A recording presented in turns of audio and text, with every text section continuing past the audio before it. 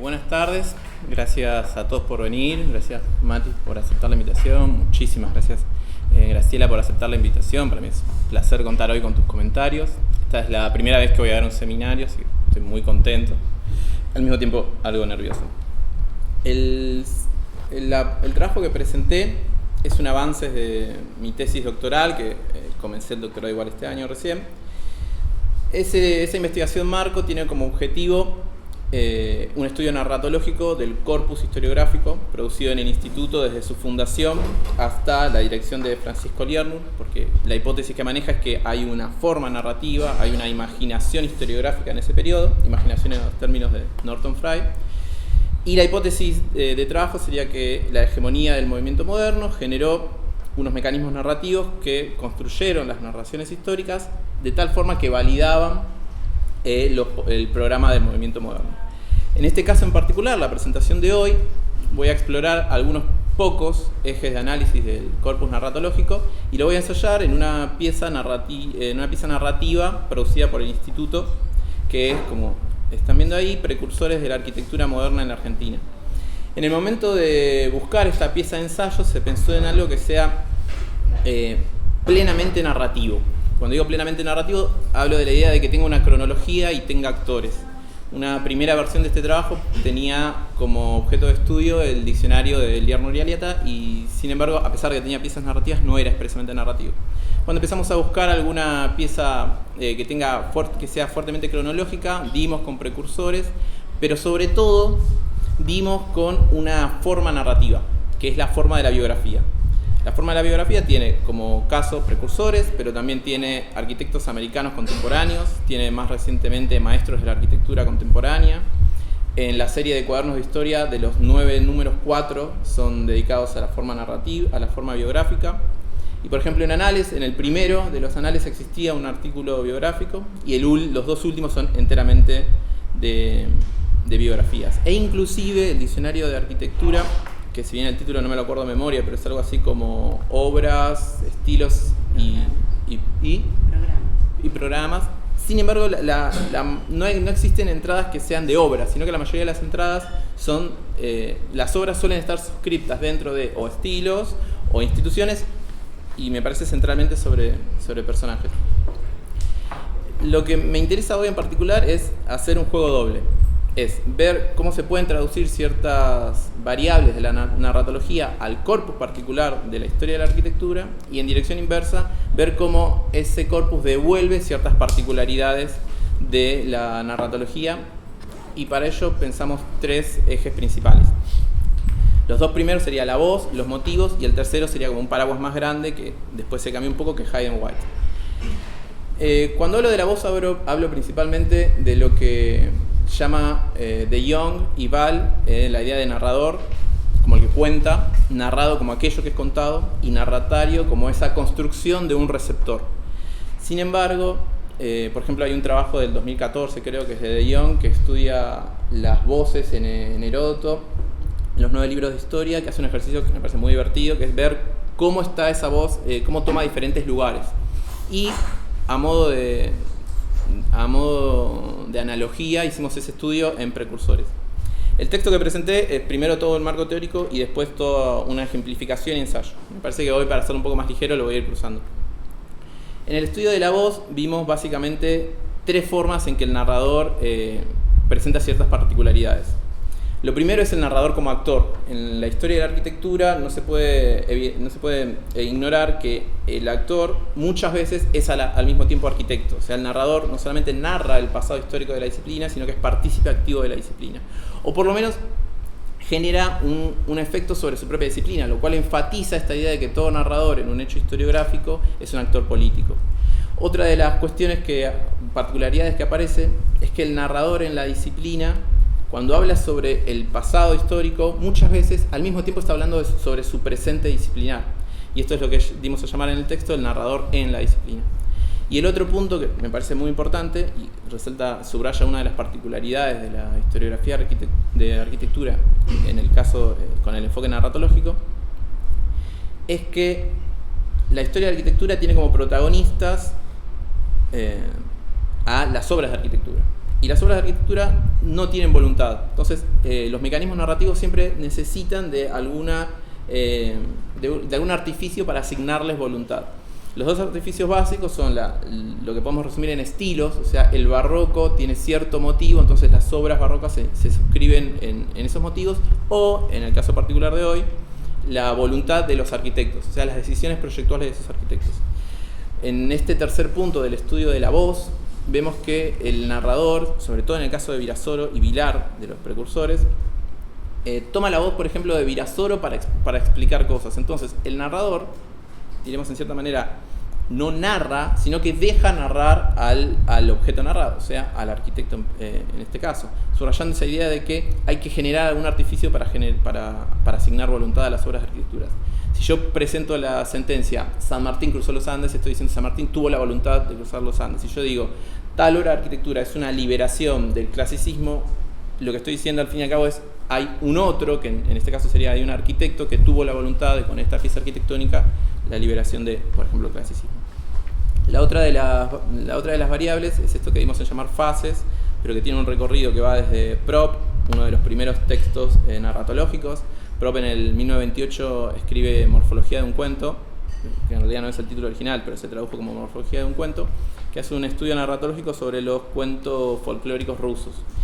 Y lo que dice es que todos esos cuentos se pueden sintetizar en la sentencia de que toda narración es al fin y al cabo la forma en que se materializa el deseo de un actor y todas las complejidades luego que eso conlleva. Eso nos permitió no entrar fuertemente en el pentágono de Burke, sino resaltar esas dos figuras, la idea del actor y el propósito. E insistimos en esto, en la historia de la arquitectura los objetos no tienen propósito, entonces tienen que haber algún objeto ficcionario no en el sentido de mentira, sino ficción en el sentido de construcción, que aplique esa voluntad.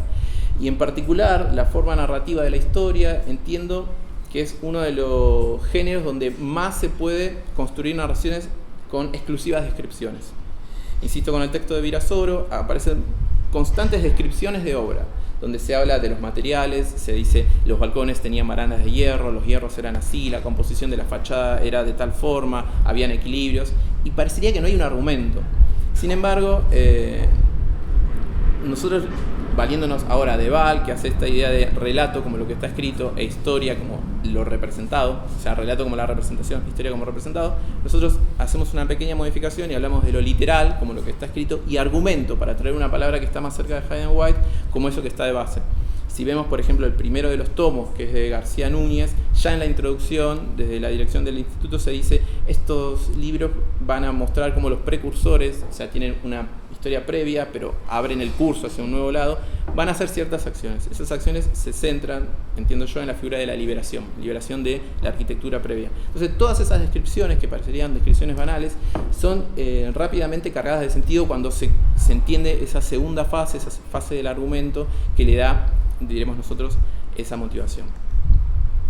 El tercero de los puntos, la idea era que sea un tercer eje, pero para mi gusto lo que terminó pasando es que se construyó como un eje que sintetizaba a los otros dos, que dicho sea de paso, Hayden White fue el motor por el cual se comenzaron estas indagaciones. De hecho, la tesis doctoral se llama Meta, Historia y Arquitectura, o sea, Hayden White y en particular este libro es central. Es un libro que está muy estructurado, es muy claro, y en su introducción ya desarrolla todo su bagaje teórico. Su bagaje teórico tiene cuatro grandes títulos. Uno es la forma de la argumentación, que nosotros sintéticamente decimos que la historia de la arquitectura se construye básicamente con una mixtura entre formismo, o sea, la delimitación de esas figuras de conjuntos de obras arquitectónicas, y el contextualismo, ya que construye, White dice hilos, nosotros diremos canales, porque trae cosas, por ejemplo, canales con el contexto político, con el contexto económico, sobre todo pensamos en arquitectura del liberalismo, por ejemplo. Después en la variable trama y variable implicación ideológica, en este trabajo en particular no nos hemos metido, sino que entramos fuertemente con la teoría de los tropos. Hayden White postula 4 tropos básicos: metáfora, sinécdoque, metonimia e ironía, y entendemos nosotros que los presenta de una forma bastante horizontal. A lo sumo subraya un poco ironía porque tiene una construcción un poco más compleja que requiere una mayor coordinación entre el escritor y el lector.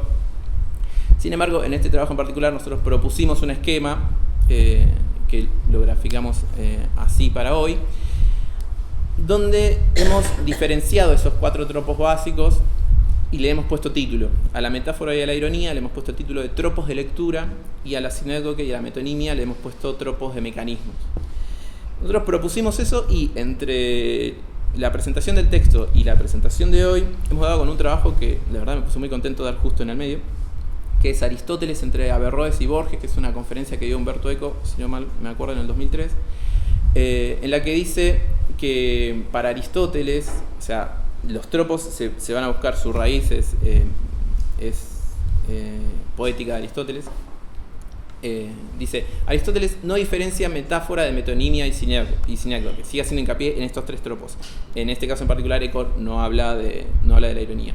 Y lo que dice es, tal metáfora que explica Aristóteles, al fin y al cabo es una metonimia. Tal metáfora que explica Aristóteles, al fin y al cabo es una sinécdoque. Y lo que habla de la idea de sustitución, lo que dice es, bueno, esa sustitución en este tropo en particular es por tal cualidad material. Un caso que da Hayden White es, se acercan por el mar 10 velas. Bueno, velas es una sinécdoque, ya que es una parte del barco, y lo que nos está diciendo acá Eco es que, bueno, una parte es una sustitución del todo. Lo que yo propuse ahí es que hay que tener en cuenta que toda parte, al fin y al cabo, es una otredad. Si vamos a ese banal ejemplo, una vela es una otredad con respecto al barco, ya que hay barcos que no tienen velas y hay velas que no están en barcos. Entonces, lo que propongo es que sinécdoque y metonimia son 2 arquetipos de tropos, a los cuales en realidad hay muchísimos tropos, los manuales de retórica tienen muchísimos tropos, pero son 2 tropos que generan como arquetipos, la continuidad por materia y la continuidad por argumento.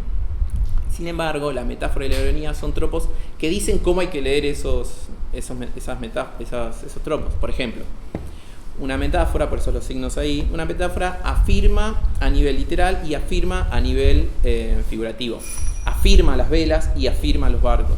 En cambio, la ironía afirma a nivel literal y niega a nivel figurativo. Si nosotros pensamos, por ejemplo, no sé, ese hombre es todo ternura, bueno, la ternura sería una metáfora, por ejemplo, sería una metonimia de alguna cualidad. Bueno, es mucho más complejo, pero bueno, una de sus cualidades, uno de sus motores sería la ternura. En cambio, si esa persona es explícitamente rígida, por ejemplo, diríamos una ironía. Claro, está diciendo, por ejemplo, amable, está ironizando su cualidad. Eso requiere de una coordinación. Por eso hablamos de formas de lectura y formas de mecanismo. Y lo que nos pasó cuando introdujimos este concepto, desarrollamos y lo introducimos, es que todo lo dicho anteriormente, todas las formas de fases y las formas de las voces, pueden ser interpretados como tropos. Por ejemplo, cuando se hablaba de esa liberación, cuando el motivo era la liberación y la forma literal era la descripción, existía una sinécdoque. Reconocemos que en la mayoría del texto siempre se habla de fachadas, por ejemplo. Cuando se habla sobre las motivaciones que llevaron a esos proyectos, siempre se habla, por ejemplo, de la liberación. Y esto nos pareció muy interesante porque entre la infinita posibilidad de seleccionar una parte para describir el todo, se selecciona una. Pero eso genera la desnaturalización de la apertura hacia otras posibles narraciones. En síntesis, entendemos que el caso particular de precursores se construyó una sinécdoque mediante la descripción de las fachadas y una sinécdoque mediante la materialización y una metonimia mediante la disciplina, porque no se habla, por ejemplo, de estas producciones en términos de desarrollo económico, no se dice cuáles son los programas, no se dice las formas de habitar, por ejemplo. Hay un fuerte hincapié en la materialidad.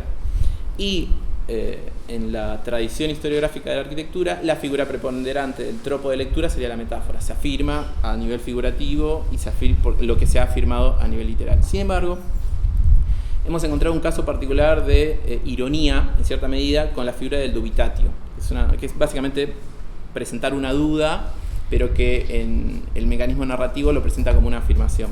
Y es un caso en el que se habla de Virasoro, que se dice su carácter rígido, la idea de elegir una carrera tuvo que ver con tal y tal cosa, y tal vez, plantea la duda, tuvo que ver con su relación paterna. A nosotros nos interesa fuertemente esto porque entendemos una característica de la historia de la historiografía de la arquitectura, y es que hay ciertas cosas al referirse a una disciplina proyectual, artística, subjetiva, que no se pueden aseverar mediante mediante la certeza documental, sino que se asevera mediante, por ejemplo, el dubitatio, que es un recurso narrativo. En fin, a modo de conclusión, hay dos conclusiones generales, una un tanto reiterativa, que sería esta idea de que efectivamente hay herramientas de la narratología que nos permiten desnaturalizar ciertos objetos de la historia de la arquitectura, y en razón inversa, la historia de la arquitectura provee a la teoría narratológica general de ciertas particularidades, entiendo yo, enriqueciéndola. Y la segunda conclusión, que me parece un tanto más específica de este trabajo, es que el estudio de los tropos nos permite identificar cuáles son esas partes específicas que se usan para narrar, permitiéndonos, a su vez, proponer entonces nuevas construcciones tropológicas que generarían nuevas narrativas, y entiendo yo, siendo que la historia tiene como función actualizar las narrativas, actualizar los sentidos del pasado histórico, creo que el estudio de los tropos sería muy útil para hacer este último movimiento, proponer nuevas narrativas y actualizar los sentidos, por ejemplo, de nuestras piezas de arquitectura. Por mi parte, eso es todo. Creo que ha quedado claro que todos han leído el texto, y los que no leyeron con detalle el texto, la verdad que la exposición estuvo perfecta, clarísima, y les voy a decir que lo primero que yo busco cuando leo algo, una ponencia, un ensayo, un trabajo, busco aprender. Y la verdad que en este caso, especialmente la primera parte del texto, yo había, como muchos de los que están acá, leído a Hayden White en los años 80, pero no había seguido con este trabajo, y lo leíamos, hay que reconocerlo, en ese momento lo leíamos en una forma más impresionista, digamos, ¿no? Como para sacar material. Alguno lo ha seguido en detalle, después voy a volver sobre esto, pero en este caso Juan me ha puesto al día con respecto a los debates que habían empezado efectivamente en los años 70, sobre todo, que acá llegaron fuertemente en los años 80 con respecto a la narración arquitectónica, y que todavía guardan importancia para nosotros que escribimos arquitectura. La pregunta para todos nosotros siempre fue cómo se escribe sobre arquitectura. En gran parte vos dijiste dos cosas que son fundamentales. Una cosa es que los objetos de arquitectura no tienen voluntad de por sí, son objetos. Y todo, ampliaría un poco, todo lo que está relacionado, todos los objetos relacionados obviamente con la forma de sensibilidad del espacio, cuesta mucho pasarlos, lo saben los historiadores, a un discurso histórico cuyo maestro es el tiempo. El tema de la voluntad yo le agregaría, obviamente, el marco que vos ponés de la manera en que se le asignan a través de movimientos voluntad a los objetos arquitectónicos, y yo diría las cosas en general, algo que ahora, digamos, desde hace unos 10 años está de moda en la historiografía, la historia de las cosas y el protagonismo de las cosas en nuestra vida, se asignaba al famoso espíritu del tiempo. Esto era algo que se decía, no necesito abundar, porque también lo leíamos en forma impresionista, pero viene de Hegel, ¿no? Y esto se daba por sentado, que estos objetos, el todo, digamos, sean objetos o sea cosas escritas, dependía de esto, y que esto se le asignaba voluntad. Pero eso no nos ayudaba, sobre todo en un momento como los años 70, en que queríamos romper con esa tradición. La segunda era la cronología. Yo me vi en serios problemas cuando tuve que hacer la tesis doctoral para explicar, ¿no?, a quienes, como yo la hacía en filosofía y letras, en ese momento no había doctorado acá en arquitectura. Entonces yo tenía como interlocutores a historiadores, un geógrafo, histórico, etcétera, digamos, este grupo de materias, y entre otras cosas, sobre todo a los historiadores le tenía que decir por qué mi cronología duraba, mi periodo era de 40 años o 50 años, y, era, ¿no? y además esas mismas obras quedaban con un poder que de golpe volvía a ser retomado. O sea, el tema de la cronología era perfecto, y yo me acuerdo, antes de hacer mi alocución, antes de la presentación, la llamé a mi hermana, que era lingüista. Trabajaba en el Instituto de Lingüística. Ese es mi saber no académico sobre la lingüística. Cada vez que yo quería saber qué era una sinécdoque o esas palabras raras que volvieran a aparecer por acá, la llamaba por teléfono a mi hermana. Y ella me dijo, mira, y esto es importante para el tema de la historia, que hay dos formas, porque a los niños se les enseña primero a narrar y después a describir. Porque narrar es fácil, porque sigue la flecha del tiempo. Va, siempre para adelante, por lo menos en las condiciones de nuestro mundo, no en el inframundo ni en Andrómeda. La descripción es libre, la descripción espacial.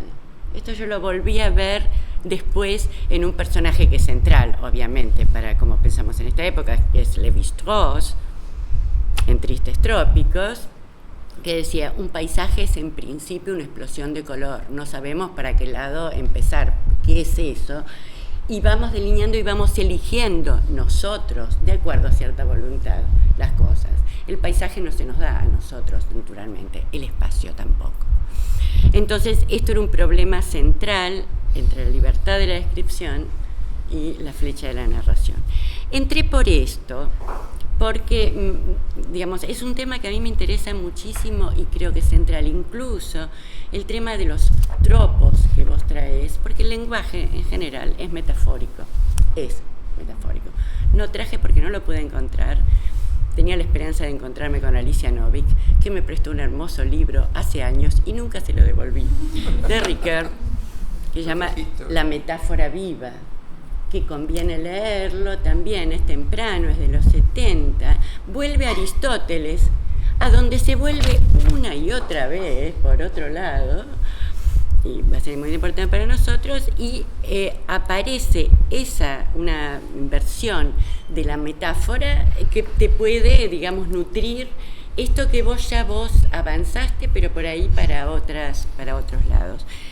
También, como a mí me interesaba la metáfora, y sigo trabajando ahora en eso, las figuras del discurso, para decirlo más en general.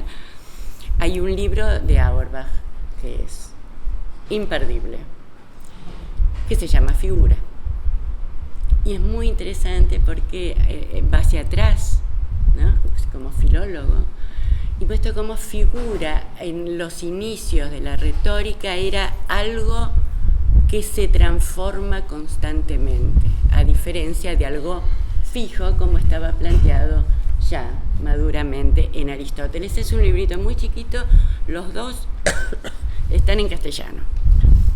Bueno, ¿por qué íbamos a estos libros? Y acá viene una introducción mía o comentarios míos que los que son más viejos van a recordar y después o a abundar o a corregirme. Efectivamente, aunque la lingüística fue el patrón de renovación desde principios de los 60 de la filosofía,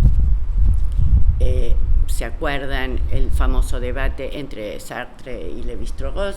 Yo era muy pequeña en ese momento, me enteré mucho más tarde, pero no importa, que Sartre lo acusó de espacialista, justamente, que estudiaba a los hombres como hormigas, y Lévi-Strauss le dijo, sí, nuestro propósito es diluir al hombre, no apuntarlo, con mayúscula hombre. O sea que ya ahí había un montón de debates que tenemos acá. Pero después, cuando lo agarramos nosotros, ya era el momento de lo que se llamó postestructuralismo.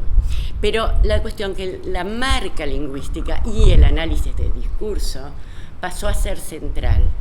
Empezamos a ver a esa tradición arquitectónica justo en el momento, vos la terminás en el 87, pero digamos que ya esto estaba en crisis en el 83, empezamos a ver la forma de escribir arquitectura como algo, digamos, no necesariamente engañoso, pero con una forma que leída con los instrumentos precisos nos develaba que no era obvio que tal fuera un precursor y otro le siguiera, no era obvio que el canon de las obras tuviera que ser ese o aquel. Todavía en los 70 estaba muy atravesado por una inflexión ideológica que siguió fuertemente en los 80, pero se utilizaban libremente, te digo, no con el rigor que lo planteas vos, se utilizaban muchos de los instrumentos que empezábamos a notar, sobre todo porque además la mayoría de nosotros tuvo que pasar por filosofía y letra para hacer el doctorado. O sociales. Entonces, de golpe ahí se abría, ¿no?, un mundo de interlocución con gente que obviamente sabía más que nosotros, pero también dentro de la propia disciplina. ¿Qué empezamos a ver en ese momento? Bueno, no solo son los relatos de la arquitectura moderna, finalmente Alberti no había ilustrado su tratado. Los libros de Alberti, que además venía, la retórica era una de las disciplinas básicas, estaban escritos siguiendo no a Platón, no a Aristóteles, a Cicerón. Y se puede probar directamente que lo bueno y lo bello pasó a ser la trilogía. ¿Por qué? Porque Vitruvio también estaba con Cicerón. Vitruvio era contemporáneo, por lo tanto, la marca de la retórica, que era una de las disciplinas fundamentales, es la que arma los tratados de arquitectura.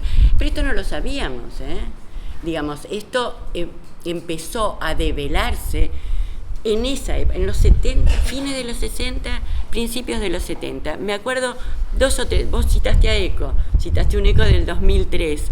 Eco tiene un artículo, no me acuerdo, del 68, tratando de aplicar la lingüística, más precisamente la semiología, otra línea muy importante, a la arquitectura. Y el otro, Renato de Fusco, que acá abajo, si lo quieren ver, está en venta el libro de Fusco, que mucho más así, en una metodología mucho más precisa, trató de utilizar estos instrumentos para desmontar lo que ya se sabía que era un relato moderno que estaba en crítica. Estamos hablando que, en el 76 es lo de Jenks, o sea que ya había un mundo de debate con respecto a esas narraciones modernas. Narración, ¿de dónde la sacamos nosotros, por lo menos?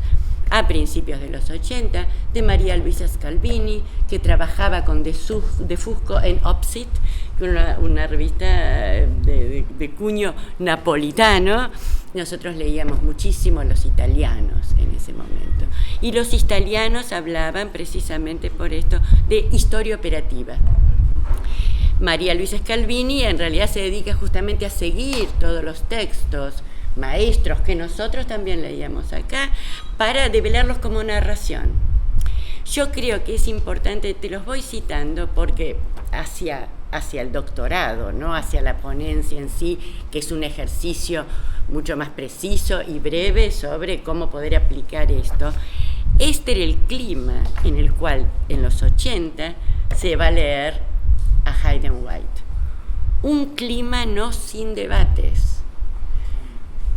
Comentábamos con Mario el otro día cuando me mandó el texto, y él se acordaba, hay un libro que se llama en inglés, Probing the Limits of Representation. No sé cómo está traducido, pero está traducido buscando, mirando o probando los límites de la representación.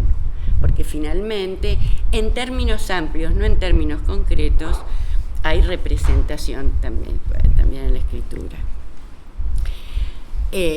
Y acá estaba el debate entre Hayden White y Carlo Ginzburg, que era nuestro favorito en ese momento. ¿Dónde está la verdad? ¿No? En realidad Hayden White fue muy mal interpretado a la sombra de este debate. No era que le interesaba simplemente la cuestión lingüística y retórica. Él estaba, a través de esta metodología, él podía también desentrañar otro tipo de cuestiones históricas.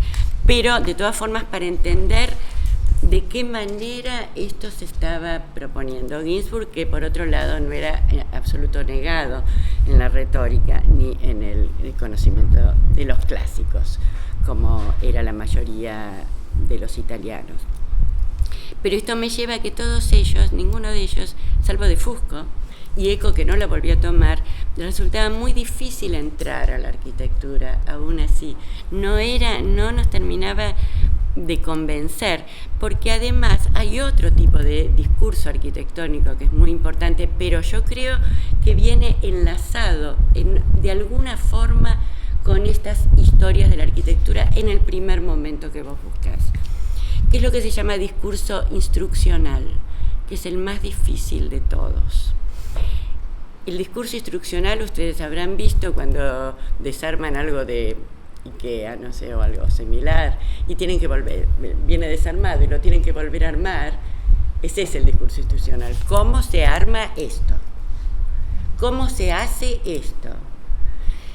Y ese discurso, nuevamente voy a citar a mi hermana, que un día me llama y me pide el tratado no de Alberti, el de Palladio, primer profesional, lo sabés bien, Julio Valentino, que no pudo, para dar instrucciones precisas de cómo hacer arquitectura lejos de su casa, sin estar en la cantera trabajando, no pudo basarse solo en la palabra escrita y tuvo que tomar el dibujo.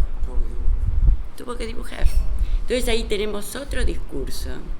Después esto va a ser multiplicado por la fotografía en blanco y negro, si es preciso. Yo creo que esos textos saldrían, esa narración se enriquecería si nosotros incluimos también las formas en que aparece, ¿no? Porque aparte, en general, aparece en la página y después 10 de acá y acá la foto que le sacó, si es preciso, el mismo arquitecto, o si no, Bonet y algún arquitecto conocido como Katzenstein, por ejemplo. Entonces, ahí aparece un discurso muy complejo para nosotros y una relación muy íntima con una forma de escribir sobre las cosas que está ahí al lado de la arquitectura, porque antes participaba de las bellas artes, la historia del arte.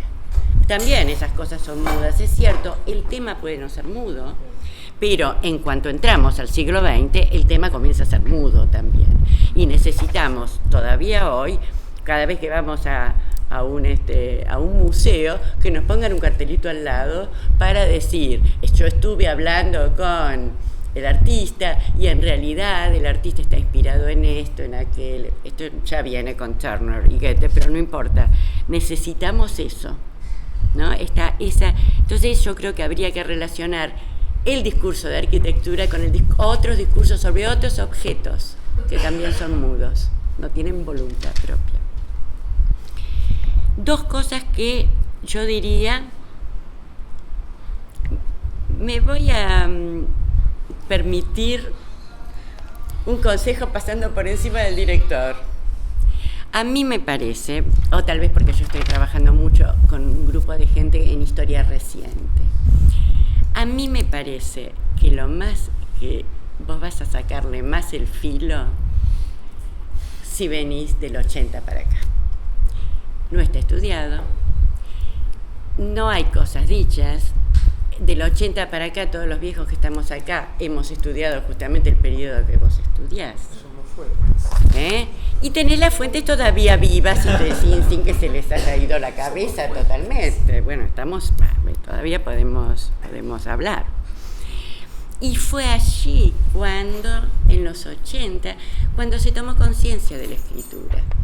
En un momento en que todavía, recién a fines de los 90, va a aparecer, por así decir, la invasión digital. Y por lo tanto van a empezar a desaparecer las revistas, va a aparecer más las páginas, se van a reducir los textos, se van a fragmentar los públicos.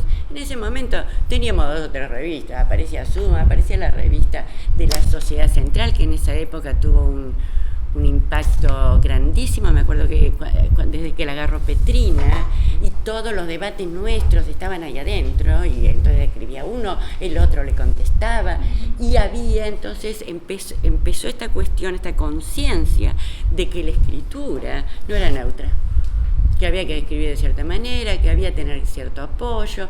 Empiezan los primeros movimientos académicos de ir y anotarse en alguna facultad, etcétera, etcétera, con lo cual también teníamos otros. Entonces, a mí eso me parecía más interesante. ¿Por qué? ¿Qué pasa con lo que vos tenés como 11 páginas de la introducción, siguiendo a esta cuestión de explicando la narratología, la voluntad o la cronología, las metáforas o la ironía? Pero cuando lo aplicás, los textos son muy poco densos. Es como nos dijeron, me acuerdo, Adrián y a mí una vez, en el Instituto Ravigliani dicen, pero todo este aparato para tirarle a este texto es como tirarle con un cañón a un mosquito. Entonces, digamos, no se necesitaba esto, era que obviamente todo este aparato nos había alertado con respecto, pero no necesitábamos demasiada sutileza para darnos cuenta qué es lo que pasaba con las narraciones de la arquitectura moderna, inclusive con tipos mucho más sutiles, como el caso de Benévolo, que era lo que estaba intentando probar ahí atrás. El video no había, era más obvio, no puede ser. Por supuesto, en base a que habíamos leído un montón de cosas que rodeaban a este aparato. Entonces, yo diría que lo que vos encontrás de nuevo en esto ya estaba dicho, por ahí con otras palabras, ¿no? Pero era, digamos, más o menos conocido. Pero me preguntaba si con estas ideas vos no podrías desarmar esos textos más complejos que empezaron a desarrollarse en los 80, ya todos, aunque discutíamos entre nosotros, manejando términos mucho más complejos, ¿no? Y discutiendo sobre esto. Y otros, obviamente, vos dijiste ahí que después te ibas a meter con cuestiones ideológicas, cuestiones disciplinares. Bueno, ahí se manejaban, me acuerdo de discusiones, ustedes se acordarán, discutiendo horas enteras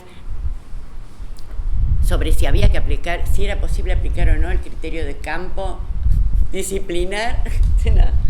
Siguiendo a Bourdieu, ¿no? Y si acá era posible o no era posible, que era más justo, etcétera, etcétera. También notábamos, porque también era obvio, que había una especie de aplicación casi directa entre centro y periferia, para así decirlo. Venían las cosas y nosotros tratábamos de acomodar más o menos. Pero eso también era una cosa de discusión en el momento y de muchas soluciones que se discutían, entre otros lugares, acá en el mismo instituto. De manera que la sofisticación que adopta tu discurso al principio se pierde, ¿entendés? Cuando vas a esas, que son muy pocas páginas además, o sea que yo creo que vos lo notás, porque tomás sobre todo a Virasoro y a Vilar. El de Vilar tiene otro protagonista que a mí siempre me pareció interesante en el libro de Scarone, que es la empresa constructora. Y ahí te encontrás con un anónimo, digo, otro que la obra de arquitectura, ¿no? Porque ahí aparecen los alemanes, a través de una cuestión material, ¿no? Entonces me parecía que, para cerrar, que es importante para mí, al contrario, este corpus quedaría como precursor, ¿no? Como base para saber cómo fueron estas discusiones, ¿no? En este periodo álgido de fin de siglo pasado, ¿no? Y que se puede ampliar incluso no solo con las cosas de la historia del arte, sobre todo alemana. Bergfrind es inevitable, pero Bergfrind fue muy importante también para los historiadores porque fue el primero en que quebró la categoría de tiempo. O sea, podía poner sin ningún problema algo del Renacimiento con algo moderno o el manierismo con, no sé, con cualquier otro. O sea que el tiempo cronológico, aunque uno lo podría poner dentro del formismo, pero el tiempo cronológico ya no importaba, había roto con eso. Y eso va a ser muy importante para los filósofos postestructuralistas sobre todo. Pero lo que se está trabajando ahora es el tema de la vida de las cosas, las historias de las cosas, de la manera que las cosas ejercen también su acción, aunque no sean sujetos, sobre la forma en que nosotros vivimos. Ustedes saben, Latour, pero más específicamente en la tradición estética, Remo Bodey, me parece que es uno de los autores más precisos sobre la historia de las cosas, porque estamos trabajando con cosas. Si hay algo que la arquitectura, ahora se está trabajando el libro como cosa, o sea, me parece que eso es un punto, sería un punto interesante para incorporar, pero te felicito, es muy difícil encontrar que alguien con formación arquitectónica pueda leer con tal claridad y explicar oralmente y en forma escrita las complejidades de la narración histórica en arquitectura. Muchas gracias. Antes que nada quería agradecer a Juan por invitarme a comentar. Lo difícil de hacer un comentario ahora, después de los comentarios de Graciela, es hacer algo medianamente que a Juan le pueda aportar algo. Recalco igualmente también que el trabajo escrito que presentó y la exposición fueron realmente muy buenas, son muy claras, con lo cual ya de por sí estableces como una base muy interesante como para poder ver algo tan interesante como esto, que es siempre la preocupación de cómo vamos a contar las historias que contamos, la preocupación narrativa, que sigue siendo como un tema en boga. Estoy pensando la producción reciente de Jablonka sobre la idea de la historia como literatura, por ejemplo, con lo cual la cuestión narrativa sigue estando presente. Y en ese sentido lo traigo a Jablonka porque en su texto también está, cuando está hablando de los aportes de Hayden White y los otros autores del giro lingüístico, les está haciendo ciertas críticas en algún punto que son las mismas, revisitadas, pero siguen siendo en esencia las mismas que ya le hacía Carlo Ginzburg, que le hacía fundamentalmente Hernando Movigliano a la propuesta de Hayden White, que tenía que ver con la diferencia entre la construcción de discurso simplemente como tal y la idea de que el historiador trabaja con fuentes.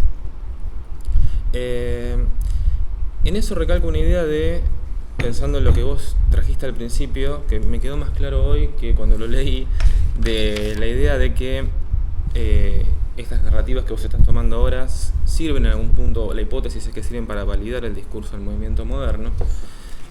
Algo que decía Movigliano es que la ideología, cuando uno se pone a narrar, puede ser como el primer disparador, pero luego como que tenés que distanciarte y ver si las fuentes te respaldan, ¿no? Y en ese sentido me parece que los textos que vos estás trayendo, los de precursores, tenían como la idea ya definida de que estos van a ser precursores, la idea va a ser demostrarlo. Pero ya hay como una idea de la cual no se apartan demasiado, y el trabajo con fuentes, como bien decía Graciela, no es tan exhaustivo, y en tal punto es como que no te van a permitir, con todo el aparato teórico que vos armás, poder dar demasiadas discusiones, me parece, ¿no? Yo entendí que más allá de que vos lo estás aplicando a precursores en este trabajo, es una herramienta interpretativa que te va a permitir ver otros textos. Y en ese sentido lo que te propone Graciela, a lo cual me sumo de poder ampliar un poco el recorte, te va a justamente ver cómo ese primer trabajo con fuentes que hacían en precursores, que podría ser como poco de poca avanzada, digamos, después cuando los autores empiezan a justamente ir a buscar lo ajeno para escribir lo propio, se vuelve muchísimo más rico. Y cómo eso se transforma. En eso, y si tomando algunas de las cosas que vos citás, todas producciones del instituto, hay una clara diferencia entre la idea de que hay en precursores y la idea que hay en los trabajos en anales del último análisis, ¿sí? Tomo solamente, y no por un tema endogámico, el trabajo de Horacio sobre Rebursín, en lo cual uno podría preguntarse si el objeto de eso es hacer una biografía de ese arquitecto, o si el arquitecto es una excusa para problematizar otros temas que están justamente dando vueltas en ese momento. Concretamente entre sistemas académicos y modernidad, entre la inmigración en Argentina de ciertos profesionales, con lo cual la biografía, que parecía ser lo central en eso, pasa a ser como una herramienta simplemente para contar otras cosas. Creo que eso, si vos extendés como la idea que tenían en precursores a todo el resto, no sé si todo el resto, a un recorte temporal más amplio, te va a permitir ver esas discusiones. Digo porque es un recurso, justamente con estas lecturas de lo ajeno, que no es que uno esté inventando, sino que lo está tomando, no sé, del propio Ginzburg, de Simon Davis, cuando, reconstruir la historia de Menocchio o de Martín Garré no está sirviendo solamente como una cuestión biográfica, sino que está sirviendo para contar otras cosas también. Puntualmente de algunas cuestiones del texto, yo lo dejo como pregunta. Vos decías que en las formas narrativas de la historiografía de la arquitectura siempre el estudio principal son las obras y en segundo lugar los arquitectos. Sin embargo, Precursores parece que te está invirtiendo eso, ¿no? Estás viendo primero el arquitecto y después las obras que te ayudan a validar el discurso que uno quiere elaborar sobre el arquitecto. Eso sigue pasando, digamos, cuando en la mayoría de los libros biográficos hay ciertas obras que se introducen para mostrar que el arquitecto sigue una línea de conducta medianamente coherente. Y hay toda una batería de obras que pasan como a un gran listado de obras al final. Con lo cual, en algún punto, a mí me parece que el objeto en algunos casos está siendo más el arquitecto que las obras.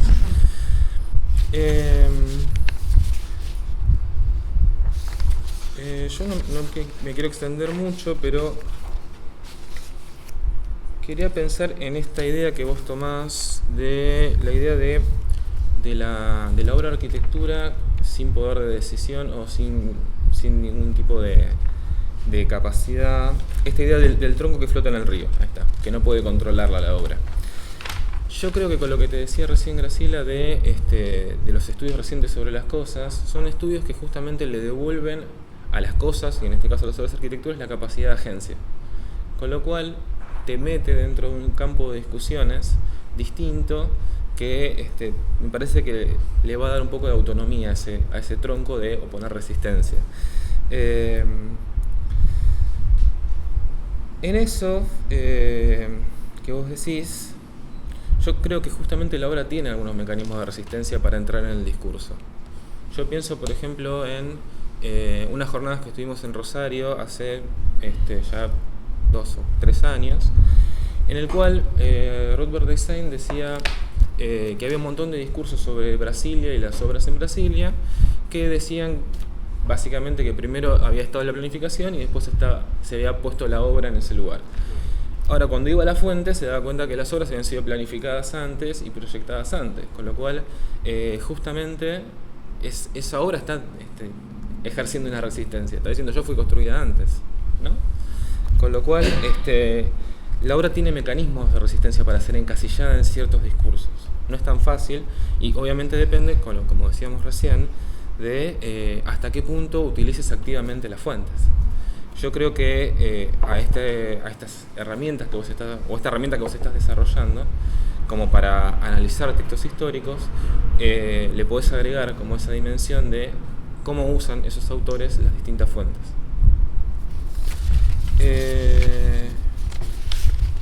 Como no traje reloj, no sé cuánto tiempo voy, así que voy a cerrarlo ahí. Te agradezco nuevamente por la lectura del trabajo y espero que obviamente los comentarios te aporten. Bueno, me parece muy original el trabajo, muy difícil, muy complicado. Pero hay que agradecer una bibliografía que por lo menos para mí es bastante nueva y me parece muy bien entrar en cuestiones nuevas.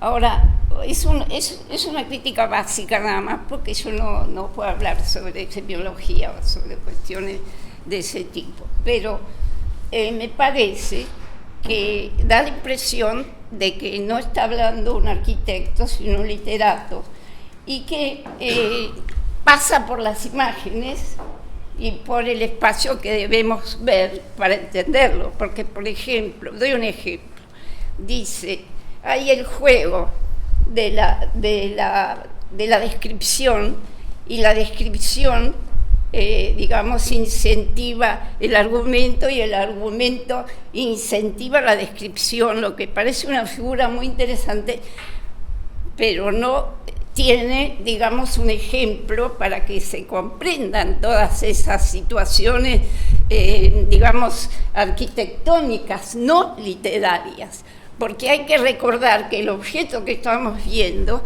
es espacio y no palabras. Ahora, lo estamos narrando con palabras porque no tenemos otra cosa para hacer, o a menos que dibujemos, que entonces sería muy interesante porque estaríamos dando la palabra la forma. Eso es todo, porque yo más allá no puedo llegar. Me gustó mucho el trabajo, Juanjo. Además, como decís, es un trabajo de una persona que está iniciando el doctorado. Hay cuestiones metodológicas que me parecen clarísimas, que están como empezando un camino donde hay un objeto de estudio clarísimo. Suscribo lo que te dijo Graciela y Pero en este caso es como hasta alentador, porque teniendo un aparato teórico de estas características, casi te diría que metodológicamente la operación más fácil es incorporar objetos. El problema siempre es, ¿qué hago con todos los discursos de estos tipos? ¿Cómo los sintetizo? ¿Qué saco de lo que dijo Hayden White? ¿Qué saco de lo que dice? A mí Ginsburg estaba volando, menos mal que lo nombraron, porque Michon no está citado, pero está revoloteando en todos lados, no solo por la polémica, sino por las propias construcciones que hace Ginsburg.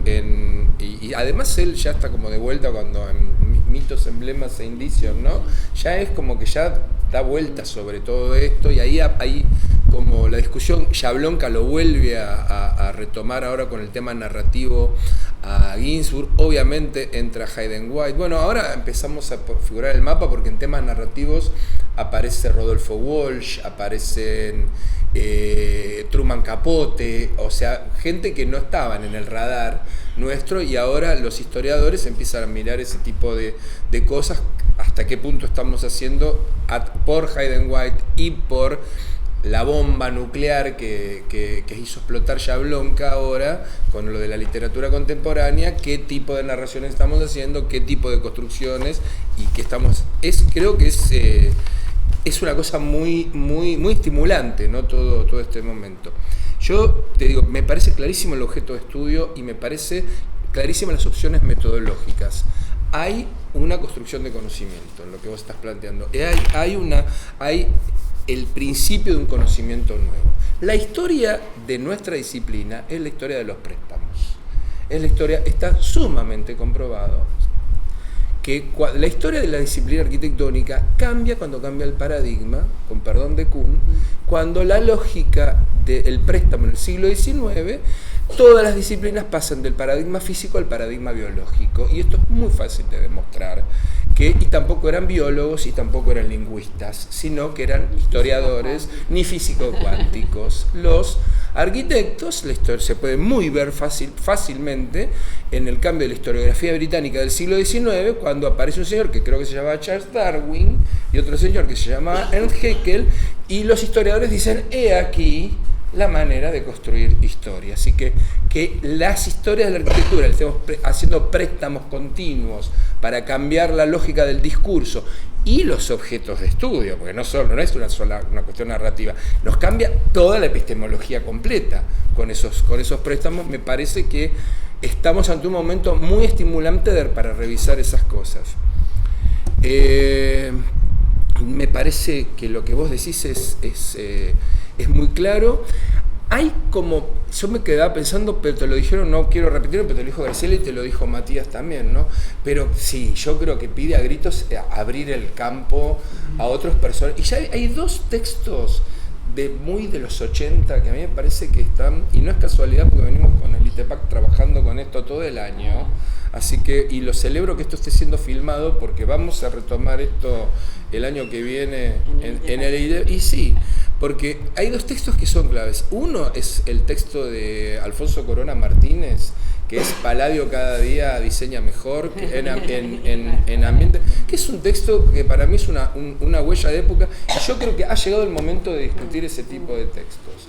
Y otro texto que Alfonso no lo tenemos más, lamentablemente, pero sí lo tenemos a Pancho Lerner con el Indiscreto Encanto de nuestra arquitectura, libro que pateó el tablero en suma, con todo lo que eso sabemos en los 86 creo que es el texto por ahí, 86, 87, que son dos textos. Obviamente es interesante, a Pancho sí está, y el Pancho que está ahí no es el Pancho que está trabajando con Alberti ahora, ni con el Arca de Noé, no tiene nada que ver ese Pancho.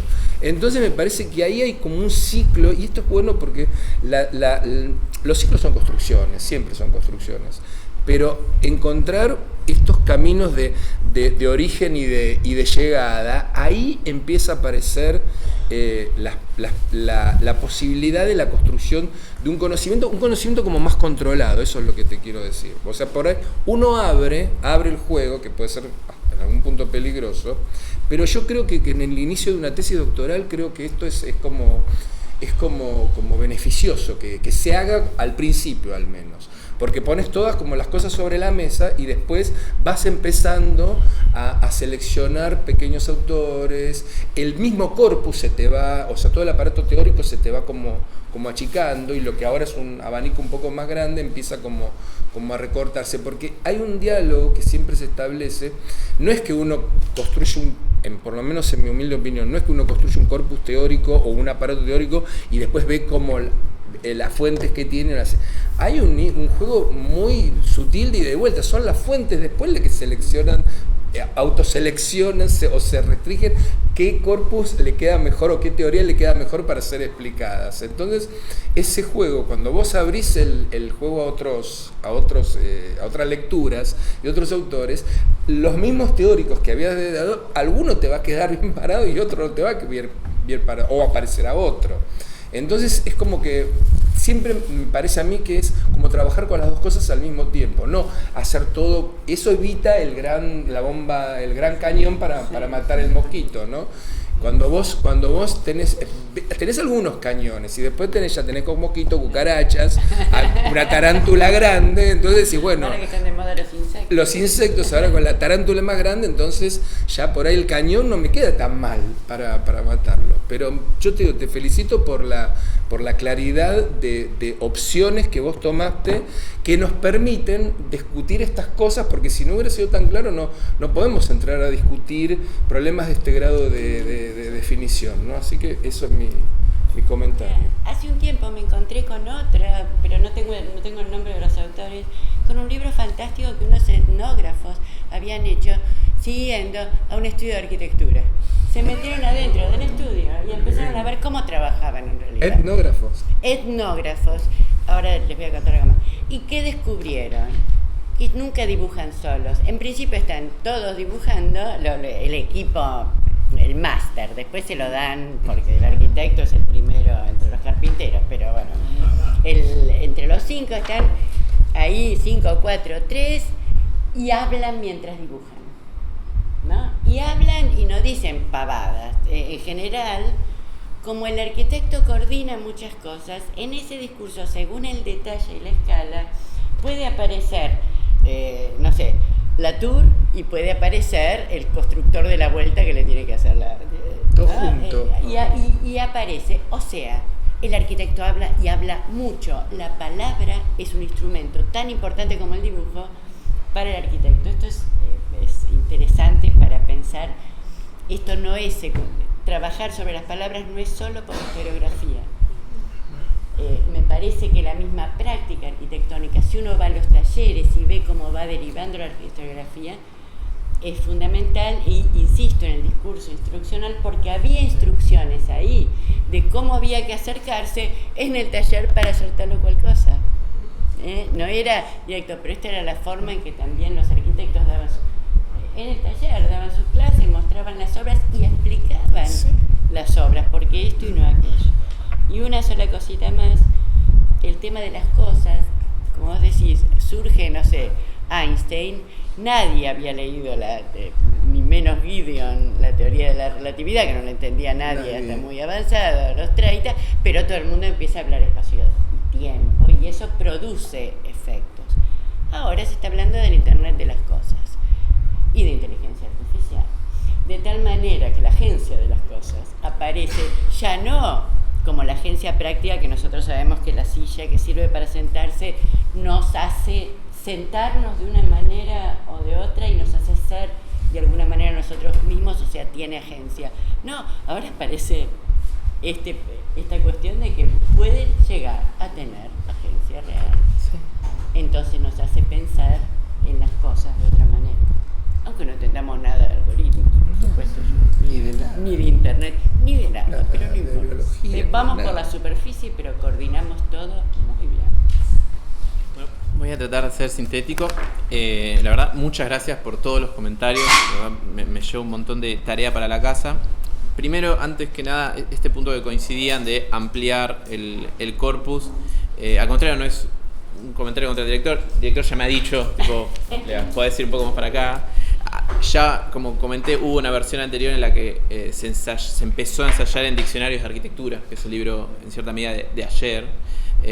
Así que sí, es un movimiento que hace falta. Después, cuando ibas nombrando sobre todo, entraste por la escuela italiana y ahí inclusive apareció la palabra operativo y ahí aparece Tafuri dando vueltas. La crítica operativa me parece que marca un momento historiográfico que es verdad que es sumamente rico. Yo en realidad inicié la indagación y la selección del corpus por unos estudios previos que hice de arquitectura historicista, específicamente en el caso de la Universidad de Buenos Aires. Entonces ahí fue como la primera detección de los mecanismos narrativos y la relación con el movimiento moderno.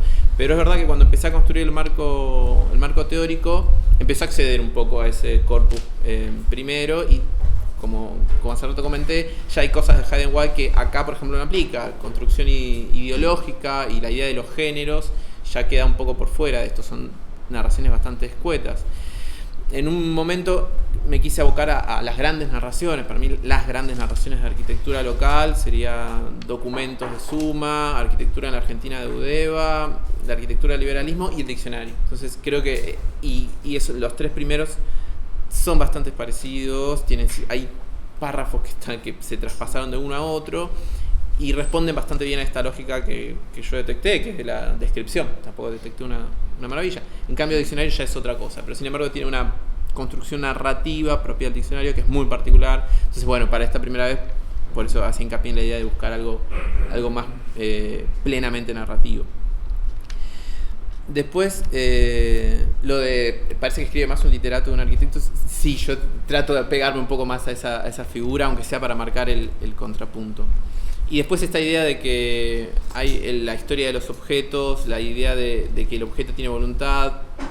Estoy trabajando eso, la idea de que más que el objeto tiene voluntad es la idea de asignarle el discurso ya al objeto. Yo sigo sosteniendo que no tienen voluntad, pero es verdad que ya hay ciertos objetos que tienen un discurso, ya proponen una narración, pero es por agencia de alguien externo y alguien previo. Hay una cosa. Me pareció fantástico esto que traías de la etnografía.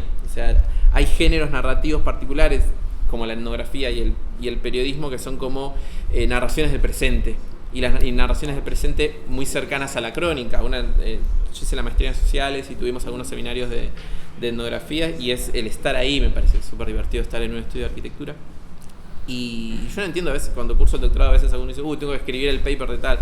Yo aproveché para ensayar algunas cosas, y por ejemplo, no etnografía, pero ensayé en periodismo, y la forma en que se narra el ahora tiene mucho esta idea de la palabra como dibujo, la palabra como acción, y me parece que es hacia dónde va esto. Y más después de Tafuri y toda esa escuela posterior al 80, que tomo 100% ese comentario, yo creo que esa idea de la palabra como herramienta, palabra como operación, va a volver más útil ese cañón que estoy diseñando con Hayden White en la cabeza. Así que muchas gracias por todos los comentarios y